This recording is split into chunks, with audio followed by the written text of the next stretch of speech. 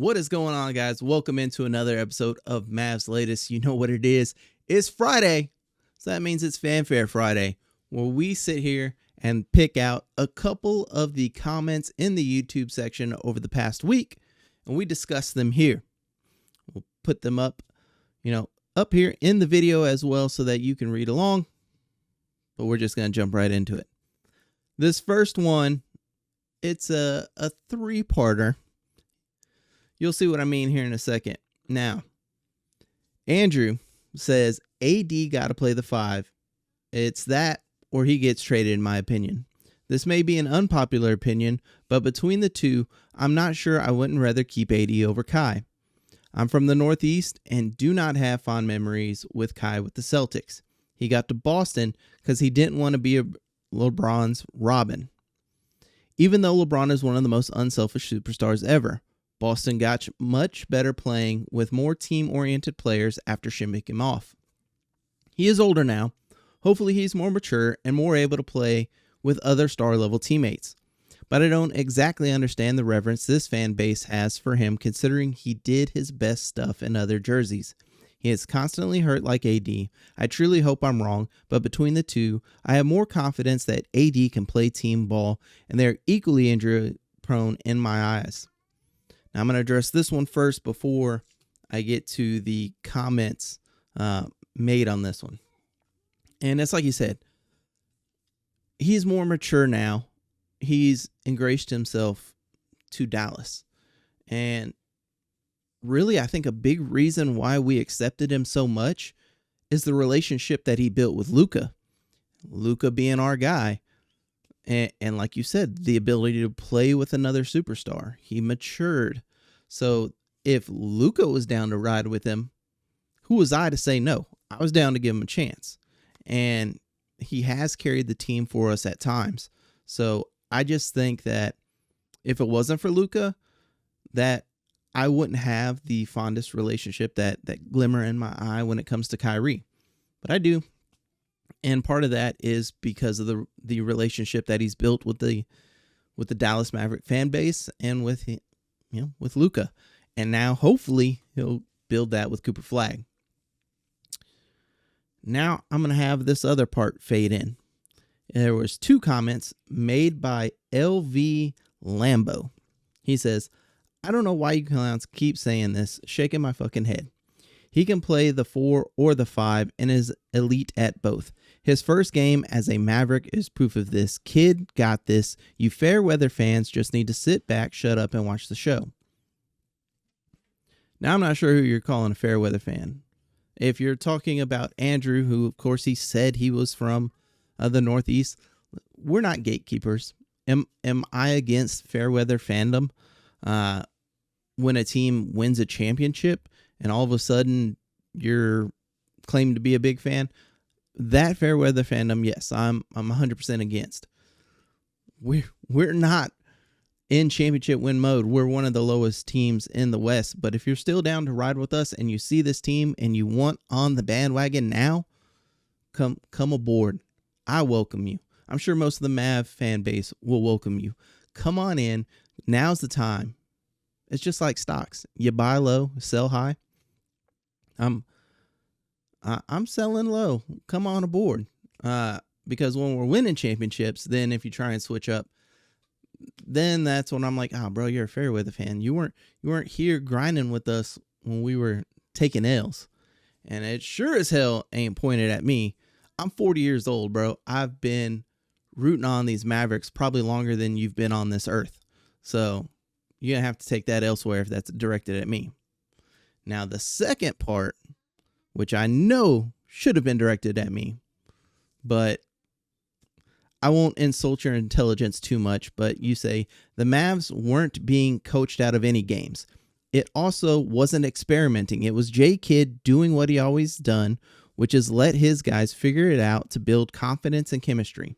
Y'all be saying anything. All of a sudden, all the naysayers acting like the biggest fans, shaking my head. Most trash fan base ever, yo, I swear. One, again, you replied again to Andrew, so I don't know if this is directed at me, but I'm going to assume that was directed at me. And this trash fan base, this guy saying whatever, was there watching Summer League when Jason Kidd said he was going to be experimenting, and preseason when Jason Kidd said he was going to be experimenting. So I'm sorry that we used Jason Kidd's words of experimenting and you didn't like it and it hurt your feelings. And you think you're the biggest Mavs fan ever when you're not, bro. You're not. Trust me, you're not. I probably know bigger Mavs fans than you. So please take your dumb comments. I normally welcome all comments, even if they disagree with me.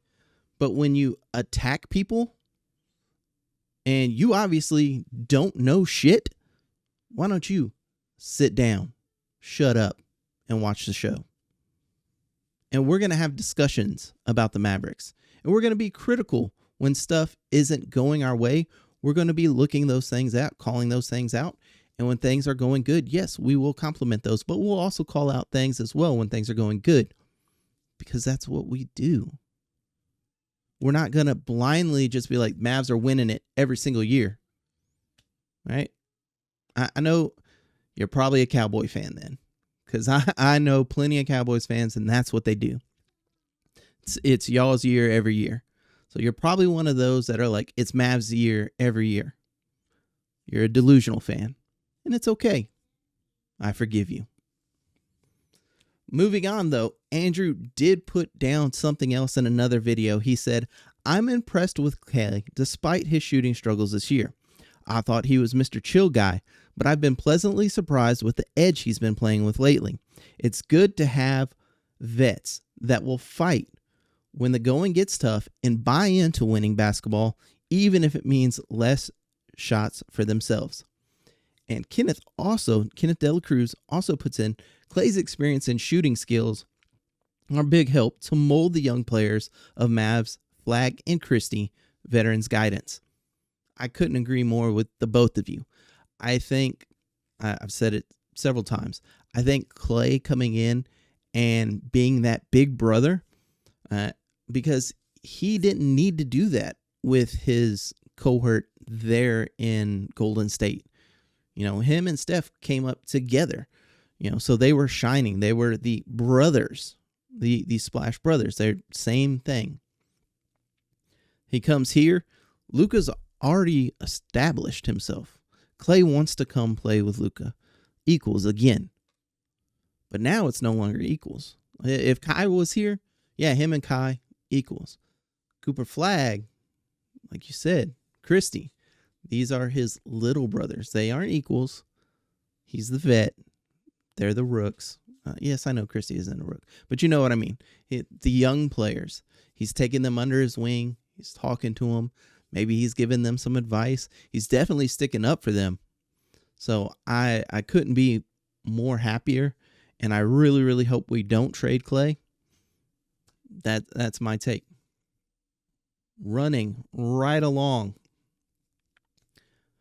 My man Brent always dropping comments almost every video. Brent says, AD to Chicago, I believe is going to happen. Send D'Lo as well. Trade Lively, Hardy, Martin. Get young players, draft capital, and build around Flagg. Sina So also says, we have to add Exum. We can't cut or waive him because that puts us in the second apron. If he was traded, he could be waived by another team without consequences. I thought that AD to Chicago would be the trade to happen. I still think if that is what the Mavericks end up wanting to do, AD to Chicago is the most sensible thing. Send D'Lo as well. I understand, especially if we get Kobe White back in that Chicago deal. I'm okay with D'Lo. Lively.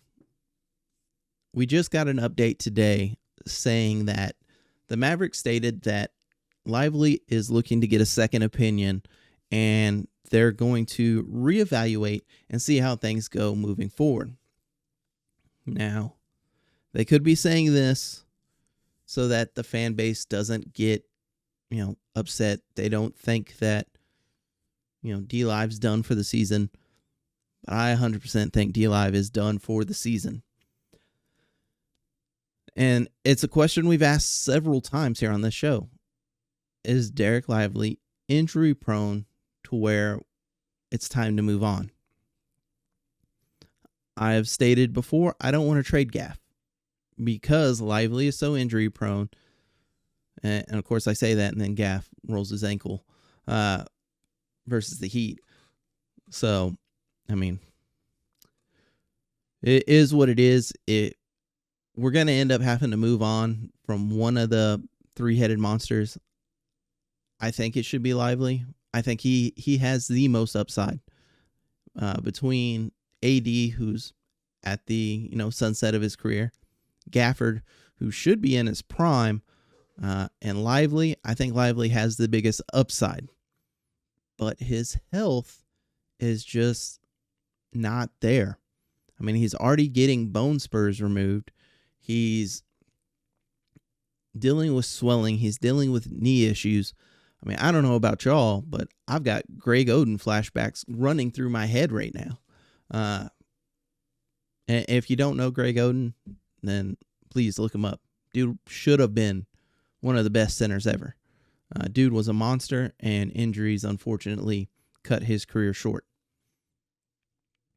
As far as Exum, man, I didn't even want to re-sign Exum. I do hope we trade him. I hope we trade Martin. Good God, get away from that contract. Get away from that contract before his player option comes up and he hits us for $10 million to ride the bench. I mean, we're already paying him $9-point-something million. We're going to pay him almost $10 million next year, and then he'll have a player option the year after that. So we could have 3 years of Martin riding the bench for $10 million. Hey, sign me up. If you want me to go sit on the bench for $10 million, I'll do it my damn self. Give me a call. I think every single one of us would do that, but I don't want us to do that. The Hardy Party, man, I was so high on him last year. I was high on him going into training camps and summer league and everything like that, and it just hasn't panned out for him this year. I am afraid to pull the cord early. I really wish we wouldn't have never gotten rid of Dennis Smith Jr. when we first got rid of him, because then he kind of bounced around the league, and I feel like the Mavs kind of almost destroyed his confidence. And Smith Jr. was never the same. Even when he came back this year, just wasn't quite that player. And I'm almost afraid what would happen to Hardy. He'd be out of the league, I think, after probably next year, if things keep going the progression that they're going. I'm not saying that he can't turn things around. I'm just saying that if you shake his confidence, that it could turn out bad for him. In the end, I want to do what's best for the Mavs, but I can feel bad for the guy, just like I feel bad for AD. On a human level, I feel bad for the hate that AD gets just from being involved in the Luka trade. The last one, and again, Andrew dropping some heat this week. Andrew going to get featured again. He says, that was awesome. Even Team Take folks got to like AD putting his trade value with a nice game. Coop is developing into a beast. Nembhard brought the thing we needed. Clay hit some shots. If this team somehow does make it to the playoffs, they'll be dangerous because they'll be playing with their backs against the wall all season and will be battle tested. 1000% agree. If you've been watching, I'm not Team Tank. I want us to get to that play-in. I want Kyrie coming back. Can you imagine Kyrie out there? He sits down to get a rest. Nembhard goes out there. This team doesn't miss a beat the way we do right now when we do send D'Lo out there. When he's not, DMP'd. I just think that if we get to the play-in, this team, whether it's with AD or whether it's, we bring Vooch and Kobe White from Chicago, or we bring somebody else, I still think that Kyrie with Coop, with PJ, with Najee, don't trade Najee, with Najee, I think this team can battle some teams. I'm not saying we're going championship bound. We're not sweeping every single team, but we're going to make a run. We're going to be a dangerous team, and we're definitely going to, give the underdog mentality and make a deep run. That's going to do it for Fanfare Friday, guys. Of course, we have the game against the Thunder tonight. I talked about it on yesterday's episode. If you caught the end of that, added in a fifth little segment talking about OKC versus the Thunder. And again, I hope we go in there and we smack them in the face. I hope they are looking past us and we just go in there and mollywop the hell out of them. And part of me feels disrespected by SGA giving a comparison, Chet compared to Dirk. Chet is not on Dirk's level. Shut your mouth. That's my opinion. But this has been Fanfare Friday, guys, and we're sitting a little bit above 330. Thank you guys so much. On the road to 500. And if this is your first time, make sure it's not your last time. Hit the subscribe button down below and welcome in to Mavs Latest family. And guys, something I've been thinking about, and comment down below. Should we make a Mavs Latest, family Discord where we can have these conversations? If there's a piece of news I maybe miss, because again, I'm just one man trying to do this. So if there's a piece of news I miss, maybe we have a rumor mill section where you drop in the rumors that you're hearing that I haven't talked about. Or maybe, we have a watch party night. Every now and again, for the big games, we'll pile into a Discord room and watch the games together. I don't know, just a thought that I was having to help me better get to know you guys, and you guys better get to know me. So let me know what you guys think, and you never know. Maybe you'll be featured next Friday for another Fanfare Friday. Till then, though, guys, I'll see y'all tomorrow. Peace out.